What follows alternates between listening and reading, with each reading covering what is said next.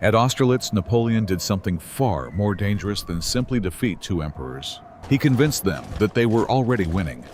On a cold, foggy morning in December 1805, the armies of France, Russia, and Austria faced each other in Moravia. The Allied army had more men. It had more cannon. It held the high ground. From the outside, everything seemed to point in one direction. Napoleon was tired, exposed, and trapped deep inside enemy territory. But that was exactly what he wanted them to believe. The battle that followed would become one of the greatest masterpieces of military command in history. It would break the Third Coalition, humiliate Austria, send the Russians retreating, and make the First French Empire look almost untouchable for years afterward. To understand why Austerlitz mattered so much, we have to go back 1 year before the battle. On Sunday, December 2nd, 1804, inside Notre Dame Cathedral in Paris, Napoleon Bonaparte was crowned Emperor of the French. That ceremony did more than create a new emperor. It signaled the beginning of a violent new era in Europe. For the next decade, war would spread across the continent, tearing through kingdoms, borders, armies, and millions of ordinary lives. 8 months after his coronation, Napoleon's France and its ally Spain were still at war with Britain. But there was one problem Napoleon could not solve. Britain ruled the sea. The Royal Navy controlled the waters with such strength that Napoleon understood he could not safely carry an invasion army across the English Channel. On the other side, Britain also understood something important. It had almost no chance of defeating the French army in a major land battle by itself. So Britain chose a different weapon: money, diplomacy, pressure, coalition building.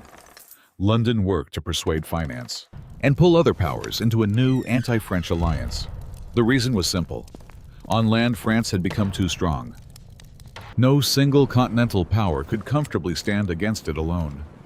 Napoleon's expanding empire threatened the balance of power, and to the rulers of Europe, that meant the peace of the continent itself was in danger. Then Napoleon pushed even further. On March 17, 1805, as president of Italy, he changed the Italian Republic into a monarchy and turned it into a satellite of the French Empire. 3 months later, on May 26th, he was crowned King of Italy in Milan Cathedral. For the courts of Europe, this was the last straw. Austria, Russia, Sweden, and Naples joined Britain to form the Third Coalition. Their plan was ambitious. They would launch a series of coordinated attacks to crush the French threat. The main force would be the Austro-Russian army advancing from the east, crossing the Danube, and pushing toward France. But Napoleon was not the kind of commander who waited for his enemies to gather. Once he received intelligence about the coalition's plans, he moved first. His goal was to prevent the Allied armies from joining together. He took the Grande Armée from the northern coast of France and drove it toward the Rhine. The immediate target was the Austrian advance force, which had occupied the fortress city of Ulm in Bavaria to guard the approaches through the Black Forest. The Austrians were separated from their Russian allies by a dangerous distance. Napoleon saw the gap and struck into it. Through a simple but effective deception, he surrounded and forced the Austrian army into submission on October 19th. The Austrians had tried to hold out long enough for the one-eyed Russian general Mikhail Kutuzov to come to their rescue. But at that moment, the Russians were still more than 250 kilometers away. Today, that distance may not sound enormous. It is shorter than many modern road trips. But in the early 19th century, an army moved by foot horse wagon and muddy road. A distance of 250 kilometers could mean exhaustion, delay, and disaster. No miracle came for the Austrians at Ulm. After the Austrian army surrendered, Kutuzov's Russian force of around 60,000 men reached the Austrian-Bavarian frontier. But the situation had changed completely. Their ally had been crushed. Their soldiers were exhausted after a march of roughly 1,500 kilometers. Kutuzov understood that he did not have the strength to fight Napoleon alone. So he retreated along the Danube toward Vienna. Napoleon did not intend to let such a valuable target escape. He ordered a pursuit. The pressure was so intense that Kutuzov could not even hold Vienna. On November 12th, French forces entered the heart of Austria. Still, Kutuzov slipped away. Despite Napoleon's efforts to catch him, the old Russian commander managed to escape north toward Olmütz. There he joined Tsar Alexander I of Russia and Emperor Francis I of Austria. Kutuzov's escape infuriated Napoleon. He knew the Russian general was dangerous. Letting him get away now could bring serious trouble later. And Napoleon had another problem. The French army was deep inside enemy territory. It was far from home, far from its original bases, and tired after marching more than 1,000 kilometers from the northeastern coast of France into the heart of Central Europe. Winter was approaching. Supplies were stretched. Every passing day made the situation more dangerous. Napoleon needed one thing above all, a quick, decisive battle. He had to break the coalition before its forces could recover, reorganize, and tighten the trap around him. But the Allies still had to be persuaded to fight on Napoleon's terms. So he set a psychological trap. First, he ordered his troops to withdraw from the town of Austerlitz. More importantly, he gave up the Pratzen Heights, the key strategic high ground that his army had previously occupied. Then he sent a peace proposal to the Allied camp. To the Allied leadership, these moves looked like weakness. Tsar Alexander, the supreme figure on the Allied side, believed Napoleon was in serious trouble. In his mind, a man as proud as Napoleon would never ask for peace unless he was frightened, cornered, or losing control. Kutuzov urged caution.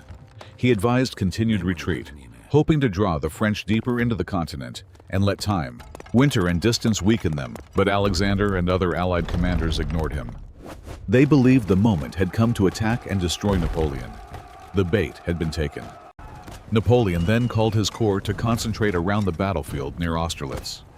He had chosen the ground carefully. He inspected the positions late into the night and made sure that every piece of the trap was ready before dawn. The date was December 2, 1805, exactly 1 year after Napoleon had crowned himself emperor. The morning began cold and covered in fog. Both armies prepared for a battle that would decide the fate of Europe's fragile peace. On paper, the Allies had the advantage. They had around 85,000 soldiers, mostly Russian and Austrian, and about 320 cannon. They outnumbered Napoleon by roughly 10,000 men, and they had about twice as many guns. Worse still for the French, Davout's Third Corps had not fully reached the battlefield just before the battle began. Part of Napoleon's force was still marching toward the front. The Allies also held the Pratzen Heights. From that high ground, they could see across much of the battlefield, which spread over roughly 11 square kilometers. From there, they could threaten the French positions below with artillery and movement. They had numbers, they had guns, they had the ridge, and they had one more reason to feel confident. From their point of view, Napoleon seemed to have made a serious mistake. His army appeared concentrated mainly in the center and on the left, while his right flank looked dangerously thin. To the Allied staff, this was the weakness they had been waiting for. Their plan was bold and aggressive. They would launch a large attack against Napoleon's weak right flank, smash through it with overwhelming numbers, and then roll up the French army like a collapsing wall. At 7 o'clock in the morning, the Austrian advance moved against the village of Telnitz, on the far right of the French line. The French defenders were heavily outnumbered, but they fought with fierce discipline. Still, weight of numbers eventually pushed them back. For the Allies, this seemed to confirm their plan. The French right was weak, the attack was working. Then Davout's Third Corps arrived. After a forced march of 112 kilometers in only 2 days, these French soldiers entered the battlefield at exactly the moment Napoleon needed them. Not too early, not too late. Their arrival reignited the fighting around Telnitz and nearby Sokolnitz. Around 900 Bolshevik infantry from Third Corps retook Telnitz, but they were still fighting at nearly 2-to-1 odds. And when Austrian light cavalry joined the attack, they were forced to give up the village again. At the same time, much of Davout's force held firm around Sokolnitz, turning the fighting there into a brutal stalemate. And this was exactly what Napoleon had planned. The Allies were attacking his right, just as he wanted. Davout's corps had arrived just in time to hold them in place. The thin French right, reinforced at the crucial moment, became a perfect lure. It locked the Allied left wing into the southern villages and pulled more and more enemy troops away from the center. The Allied commanders did not yet understand that they were moving inside Napoleon's design. While they were busy attacking southward, the fog began to thin. Across the battlefield, Napoleon observed the key change. The Allied left had moved away from the Pratzen Heights. The center of the Allied line was now weakened. Only a smaller force remained there under the command of Collorat. That was the moment Napoleon had been waiting for. He ordered Soult's 4th Corps to attack straight up the Pratzen Heights. It was the decisive blow. The French soldiers advanced through the fading mist, moving quickly across the battlefield and up the slope. As the sun rose higher over Austerlitz, it burned through the fog. The Russian troops on the heights were suddenly stunned to see thousands of French soldiers emerging from the mist, as if from the ground itself, already climbing toward them. For the next 2 hours, a savage struggle erupted for control of the heights. Cannons fired at close range. Musket smoke drifted across the ridge. Ammunition began to run low. Men closed in with bayonets, swords, and the raw violence of hand-to-hand combat. By 11 o'clock in the morning, the disciplined and hardened French troops had captured the Pratzen Heights. With that, Napoleon had driven the blades straight through the Allied army. Their formation was cut in two. Meanwhile, in the north, the fighting was also fierce. The Russian force under General Bagration was held in place by French artillery and heavy cavalry from Lannes's 5th Corps. As it tried to counter the French left, the Allies were beginning to realize the truth. They had not forced Napoleon into a weak position. He had drawn them into one. They had begun the day believing they were attacking from strength. Now, their two wings were pinned. Their center had been seized, and the initiative had passed completely to the French. There was only one way for the Allies to reverse the battle. They had to retake the Pratzen Heights. The task was given to Grand Duke Konstantin Pavlovich, the Tsar's brother. He commanded the Russian Imperial Guard, the last major reserve available to the Allied army. This was the final card. If the Guard could smash through and recapture the ridge, the coalition might still survive the day. Napoleon understood the danger. By this point, he had moved his command position to the Pratzen area. He did not become careless. He immediately sent his own Guard cavalry into action. A violent clash erupted between some of the finest cavalry of both armies. At first, the Russians had the advantage in numbers.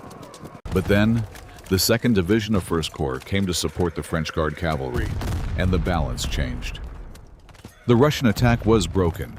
They suffered heavy losses and their formation fell apart. From a safer position, Tsar Alexander watched some of his best troops collapse. The battle was slipping beyond recovery. In the northern sector, Allied heavy cavalry entered the fight to support Bagration. They clashed fiercely with French light cavalry. Seeing that the enemy was too numerous and too dangerous, Napoleon's horsemen pulled back behind the infantry and called for 2 divisions of heavy cavalry to support them.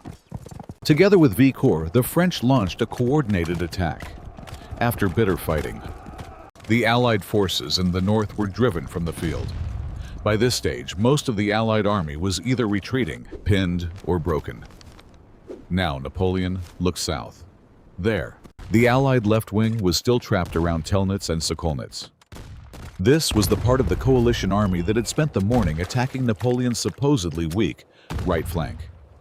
But now it was dangerously exposed. French forces held the center. French pressure came from the west and north. The escape routes were closing. Napoleon moved to finish the battle. He sent 4 divisions to attack the enemy from the rear and cut off their retreat. Only then did the soldiers of the Allied left fully understand the danger. They were being attacked from multiple directions. Their only remaining path of escape led south across the frozen Sachin ponds. The ice looked like a way out. From the heights, Napoleon ordered his artillery to fire on the frozen surface. Cannonballs smashed into the ice. The surface broke.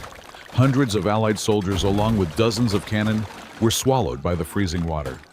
By around 4 o'clock in the afternoon, the final thunder of the guns faded. The Battle of the Three Emperors was over. Napoleon's victory at Austerlitz was not just a battlefield success. It was a crushing blow that shattered the Third Coalition against France. After the battle, the Russians retreated in humiliation. Emperor Francis I of Austria was forced to sign a harsh armistice. Austria had to pay France 40 million francs in war indemnities and give up major territories in exchange for peace. Military historians have often regarded Austerlitz as one of the greatest achievements of Napoleon's career.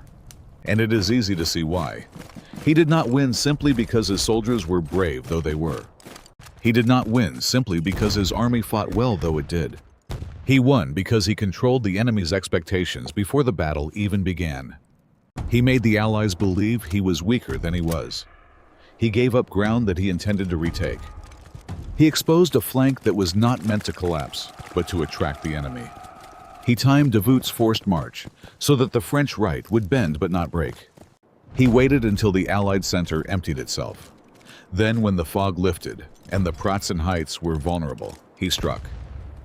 Austerlitz showed the qualities that made Napoleon so dangerous: psychological manipulation, rapid movement, control of timing, the ability to read a battlefield, and the nerve to let the enemy walk into the trap before springing it. After Austerlitz, the shadow of war remained over Europe for another decade. And for much of that decade, the people and rulers of the continent had to live under the pressure of French power and the will of Napoleon Bonaparte. But on that winter day in 1805, near a small Moravian town, all of that future seemed to begin in one moment. The fog lifted, the sun broke through, and an army that thought it was winning suddenly realized it had been defeated before it understood the battle.